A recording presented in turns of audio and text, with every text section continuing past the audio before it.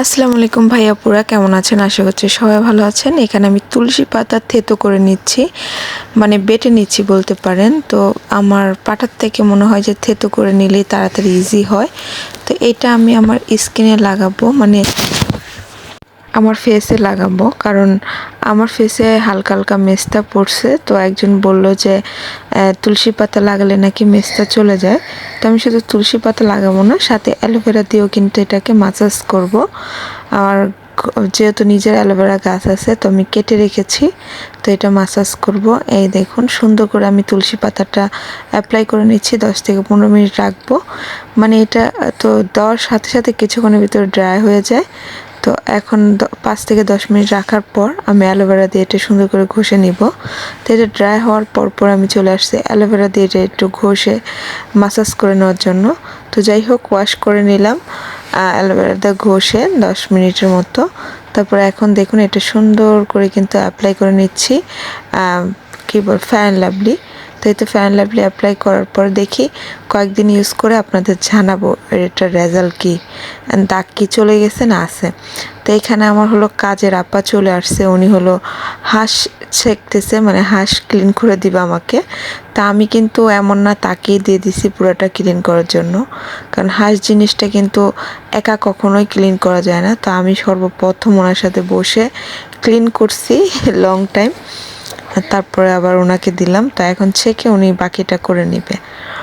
হাঁস খাওয়াটা মনে করেন এত মজা হলো, কিন্তু পরিষ্কার করাটা আসলে অনেক কঠিন হয়ে যায়। জানি না যারা হাঁস বিক্রি করে বা হাঁস রান্না করে বিক্রি করে তাদের কী অবস্থা হয়। তো হাঁসটা কাটার পর এদিক দিয়ে কাপড় চোপড় দিয়ে দিলাম মেশিনে। তো ঘরের অনেক কাজ থাকে, এই তো দেখতেই পাচ্ছেন এদিক দিয়ে কিন্তু আপা এগুলো সব ক্লিন করবে, কাজের আপা। তো অনেকেই প্রশ্ন করেন যে কাজের আপাকে আমি বেতন কত দিই বা কিভাবে রাখি।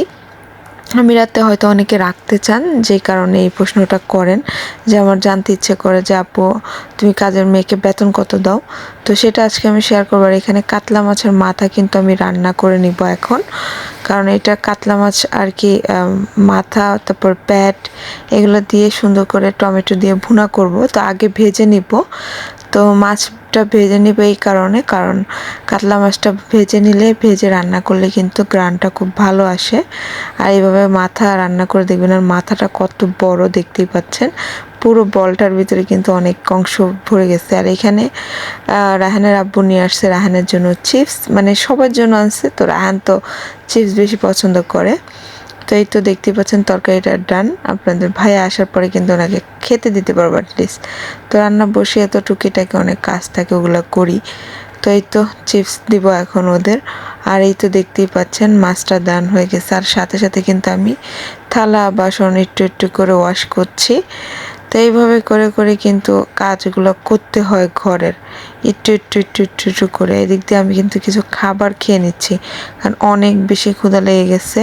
কারণ হাঁস ভাজা, তারপরে হলো রান্না বাড়া, মাছ ধোয়া, মাছের মাথা ওয়াশ করতে কিন্তু সময় লাগে, তাই না? কে কে এমন সময় লাগে অবশ্যই জানাবেন কমেন্ট করে কার কার। তো এখানে আমি ব্রেড ছেঁকে নিচ্ছি টিচারকে দেওয়ার জন্য। রায়হানের টিচার চলে আসছে, তাকে দিব এখন। তো 1 বাই 1 স্টেপ বাই স্টেপ ঘর সংসারে অনেক কাজ থাকে, যেটা নিজেরও করতে হয় বা আমি পারি না বাচ্চাদের নিয়ে, তার জন্য কিন্তু কাজের আপা রেখে দিছি। তো ওই আপা কিন্তু আমাকে অনেক বেশি হেল্প করে। তো এই তো এভাবে করে উনি একটু ফায়ার মানে ফ্রাই বেশি হলে খেতে পছন্দ করে। তো যাই হোক, চিপস খেয়ে ছেলে পড়ার থেকে উঠে বলে আবারও চিপস খাবে। এটা হলো আমার আরেকটা সমস্যা, মানে চিপস যদি ঘরে আসে তাহলে কিন্তু ওরা ঘুরে ঘুরে খায়। তো আমি আলমারিতে লক করে রাখছি, দেখুন চাবি নিয়ে আসছে খোলার জন্য বড় ছেলে। তো আমি যে কথাটা বলতে চাইছি যে কাজের আপার বেতন দেই কত, তা আমি 2 ঘন্টা কাজ করাই, তো আমি ওনাকে 800 দেরাম দেই। আপনার প্রতিদিন সপ্তাহে 6 দিন আসে, একদিন তো ছুটি থাকে। তো মাসে আপনার 24 দিন হয়ে যায়। তারপরে হয়তো কখনো 24 দিন, কখনো 26 দিন এরকম হয় আর কি, মাস বুঝে। তো যাই হোক, এইভাবে করে আমি কাজ করাই। তো আমি মাসে 800 টাকা ওনাকে দেই বেতন।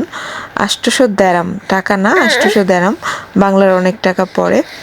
তো এই মনে করেন এখানে 1 ঘন্টা কাজ করলে 400 দেরাম দিতে হয়, লাইক এরকম।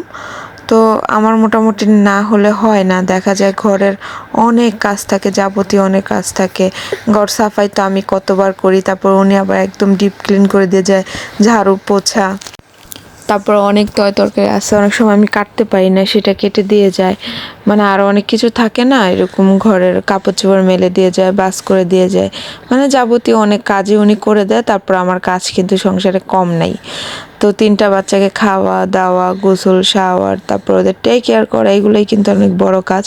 আর কিছুক্ষণ পর পর আমি তো ঘর সাফ করতেই থাকি, সকালবেলা উঠে একবার পরিষ্কার করি। এদিক দিয়ে আপাকে বললাম যে আপা ফ্রিজটা একটু ক্লিন করে দেন। তো উনি কিন্তু ফ্রিজটা ক্লিন করতেছে, কারণ এখানে মাংসের পানি পড়ছে, রক্ত পড়ছে, তো এর জন্য আমি বলতেছি ক্লিন করে দেন। তো ওদের মুরগি মাংস ঢুকাইছে, ওইখান থেকে মনে হয় রক্ত পড়ছে, তো খেয়াল করিনি। তো যাই হোক, বা অন্য কিছু হবে, তো আমি বলছি যে একটু ক্লিন করে নেন। আর এই দেখুন কতগুলো সবজি পচছে, এখানে কিন্তু অনেকগুলো করলা পচে গেছে। তারপরে এইখানে গাজর, এগুলো কিন্তু একদম ফুল, মানে কি বলে, পিছের গোড়া চলে আসছে, মানে এটা আমি জানি না। তো যাই হোক, তো এই তো আপা কিন্তু এদিক দিয়েও ক্লিন করে নিচ্ছে কিচেনটা। তো এদিক দিয়ে ওর বাবা আনছিল জাম্বুরা, তো ওদের দিছিলাম আমি কেটে। তো দেখুন কি অবস্থা করতেছে, আমার ছিলার টাইম দিচ্ছে না। আমি এটা কেটে বলছি প্লেটটা নিয়ে যাও, আমি আসতেছি। এর ভিতরে দেখুন কারাকারি, কীভাবে কি প্রচুর পরিমাণ কারাকারি করে খেয়ে ফেলছে। তো ওরা 3জনই জাম্বুরা পছন্দ করে, আর ওরাই খাবে, আর কেউ খাবে না। আর এখানে জাম্বুরা খুব মিষ্টি হয়। সবাই ভালো থাকুন, আল্লাহ হাফেজ, আসসালামু আলাইকুম।